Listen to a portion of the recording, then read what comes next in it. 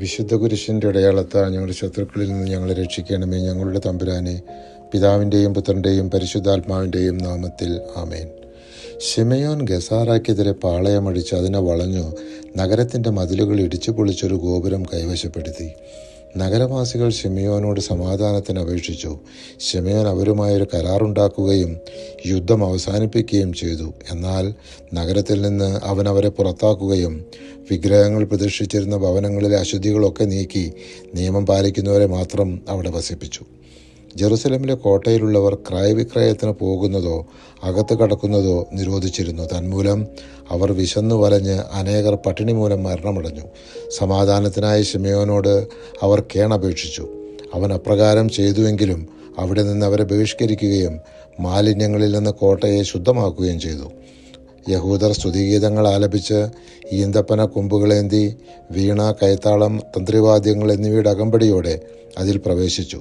ഇസ്രായേലിൻ്റെ ഒരു മഹാശത്രു തകർക്കപ്പെട്ട ആ ദിവസം എല്ലാ വർഷവും ആഘോഷിക്കണമെന്ന് ശിമയോൻ കൽപ്പിച്ചു.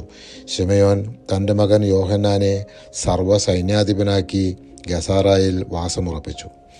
ജോനാഥൻ്റെ സ്ഥാനത്ത് അവൻ്റെ സഹോദരൻ ശിമയോൻ പ്രധാന പുരോഹിതനായി എന്നും രാജ്യവും അതിലെ നഗരങ്ങളും അവൻ്റെ അധീനതയിലാണെന്നും അറിഞ്ഞ റോമാക്കാർ ജോനാഥനുമായി ഉണ്ടായിരുന്ന സൗഹൃദവും സഖ്യവും ശിമയോനുമായി പുതുക്കി.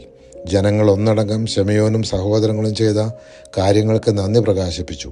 അവനും അവൻ്റെ സഹോദരന്മാരും പിതൃഭവനവും ഉറച്ചു നിൽക്കുകയും ഇസ്രായേലിൻ്റെ ശത്രുവിനെതിരെ പൊരുതി അവരെ തുരത്തുകയും രാജ്യത്തിൽ സ്വാതന്ത്ര്യം സുസ്ഥാപിതമാക്കുകയും ചെയ്തു. ഇക്കാര്യങ്ങളെല്ലാം അവർ പിത്തളഫലകത്തിൽ രേഖപ്പെടുത്തി സിയോൻ മലയിൽ സ്തംഭങ്ങളിൽ സ്ഥാപിച്ചു.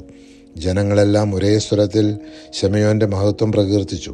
സകലരും അവനെ അനുസരിക്കണമെന്നും രാജ്യത്ത് എഴുതപ്പെടുന്ന കരാറുകളെല്ലാം അവൻ്റെ നാമത്തിലായിരിക്കണമെന്നും അവൻ രാജകീയ വസ്ത്രം ധരിക്കുകയും വേണമെന്നും ഈ തീരുമാനങ്ങൾക്ക് അനുസൃതമായി പ്രവർത്തിക്കാനുള്ള അവകാശം ശിമയോൻ നൽകണമെന്നും ജനം സമ്മതിച്ചു. പരിശുദ്ധാത്മാവെ, തിരുവചനത്തിൻ്റെ അനന്തശക്തിയാൽ ആത്മാവിൻ്റെ ബലങ്ങളും ദാനങ്ങളും നൽകി തീക്ഷ്ണതയാൽ ഞങ്ങളെ ജ്വലിപ്പിക്കണമേ. ആമേൻ.